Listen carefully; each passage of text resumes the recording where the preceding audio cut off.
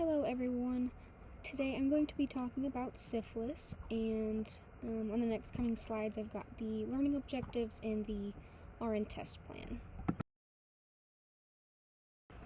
I have included 5 learning objectives, and those are going to be identifying the risk factors for syphilis, identify how syphilis is contracted, identify treatment modalities for each stage of syphilis, identify how to prevent the reoccurrence of the disease, and to provide a teaching plan for a patient who has syphilis. For my NCLEX RN test plan, I have many different aspects of it. Number 1 is safe and effective care, which the nurse would promote achievement of client outcomes by providing and directing nursing care that enhances the care delivery setting in order to protect clients and healthcare personnel. Further elaborating on that, in the safety and infection control, this is when the nurse protects clients and healthcare personnel from health and environmental hazards.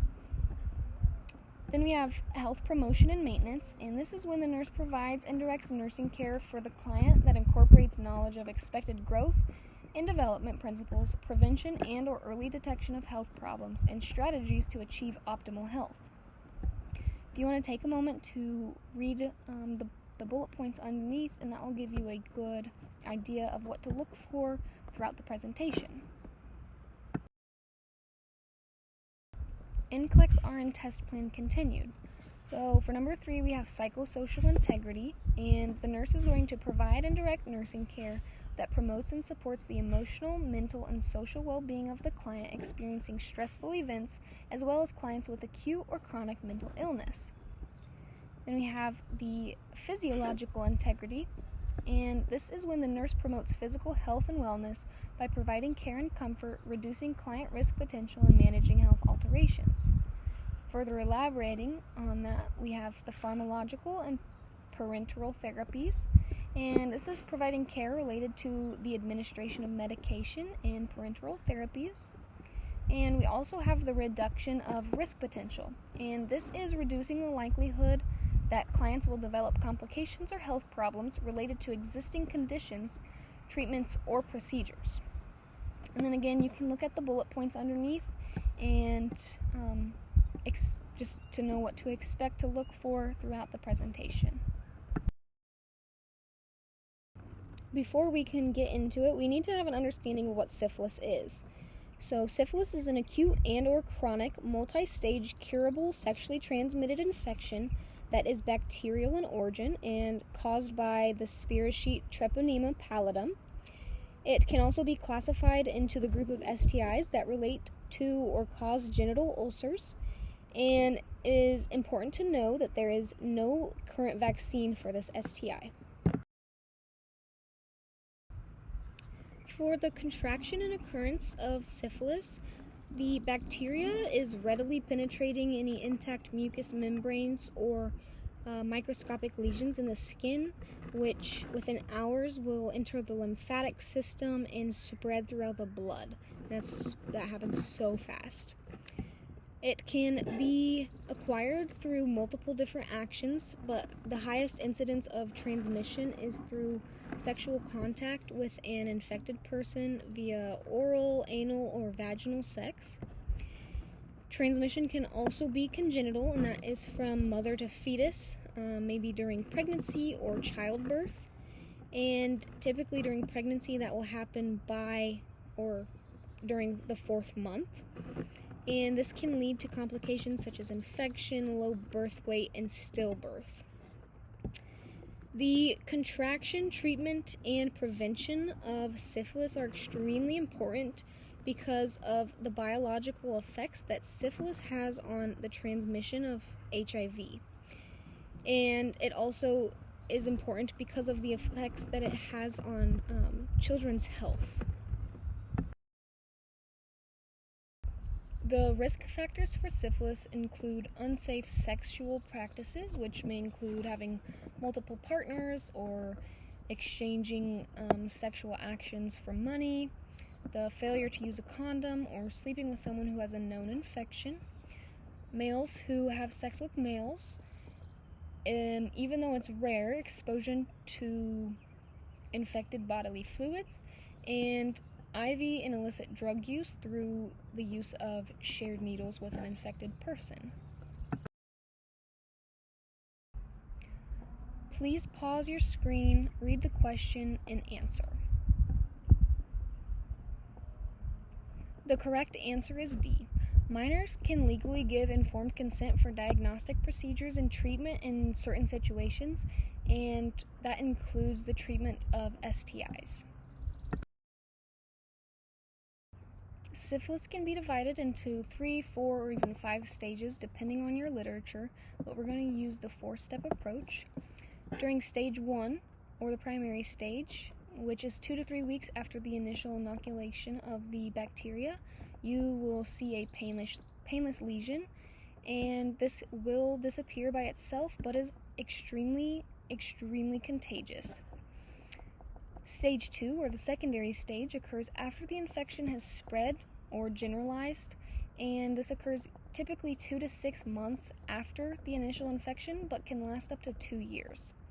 And you may see any of these signs and symptoms, and they may disappear on their own, but this will allow for the disease to progress to the tertiary stage. Stage 3, or the latent stage, is when you present with a positive infection in your blood test but have no physical symptoms. During this, you can be infected for the first 1 to 2 years, and you may remain in the latent stage for a year up to the rest of your life. And then stage 4, or the tertiary stage, is a slow and progressive inflammatory disease that can affect multiple organ systems, including some such as the brain, eyes, heart, liver, joints, nerves, and this can cause paralysis, blindness, difficulty coordinating muscle movement, and neurocognitive loss. And at this stage, the disease is irreversible and can still be spread. In severe cases, or cases that are left untreated, tertiary syphilis can lead to neurosyphilis, which can cause psychosis, stroke, and meningitis. The diagnostics for syphilis include the clinical history, physical examination, which may include looking for the canker or other signs and symptoms, and lab testing. And at this point, it is extremely important that you have a good understanding of your patient's sexual history or background, and that you are aware of any of their signs and symptoms. All stages of syphilis use the same antibiotic, and it is benzathine penicillin G. This is an IM injection, never to be given IV. And during the primary, secondary, and latent stage, or infections that are less than a year, you will receive 1 injection, which contains 2.4 million units. And for the latent, and tertiary stages, or infections greater than 1 year or of an unknown length, you will receive 3 injections, 1 injection a week for 3 weeks. And after these injections, it's important that you monitor your patients for 30 to 45 minutes because it isn't a penicillin and they may have an anaphylactic reaction. And if there is an allergy, there are alternatives that can be used, such as tetracycline, doxycycline, and erythromycin. It is also important that after treatment you reevaluate your patients, so the primary, secondary, and early latent stages will be reevaluated at 6 and 12 months, and the late latent and tertiary stage patients will be reevaluated at 6, 12, and 24 months, as well as receive HIV testing.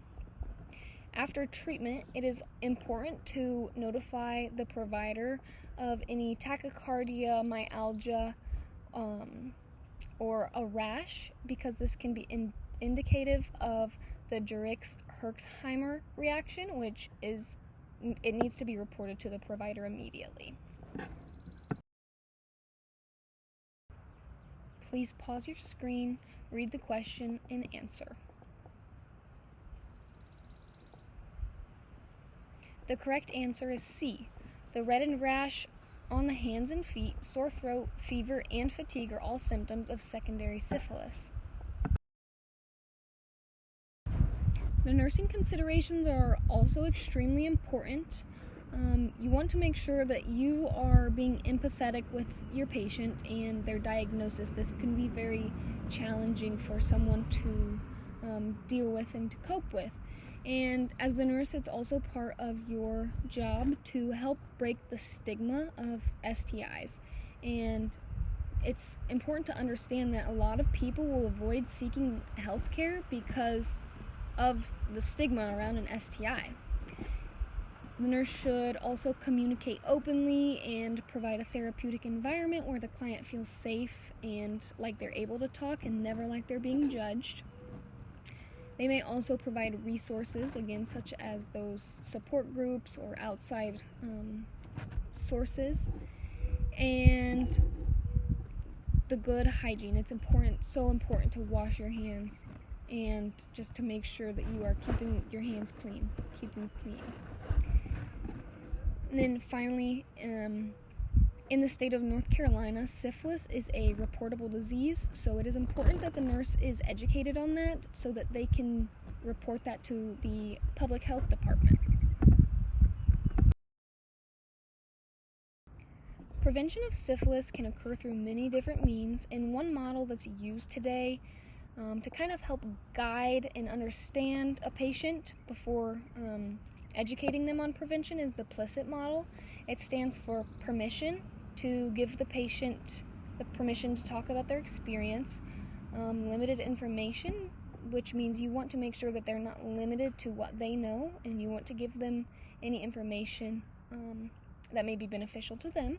Specific suggestions, which may include an attempt to guide behavior change, and intensive therapy, which may be referring the patient to another clinic or elsewhere to get treatment that will better suit them.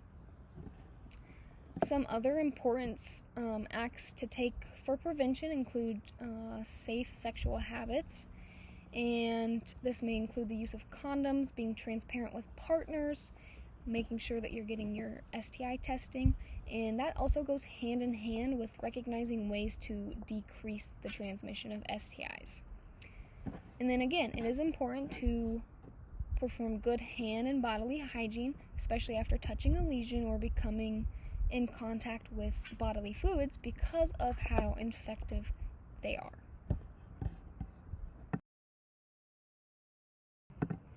Education is a huge part on further preventing transmission, so it is important that you're going to educate your patients on abstaining during the prodromal phase or when the lesions are present. You may want to educate them to wear non-restrictive clothing, to take lukewarm sitz baths or wear cotton underwear if they're experiencing pain, and to air dry their lesions, which some people do with a hair dryer on the low setting.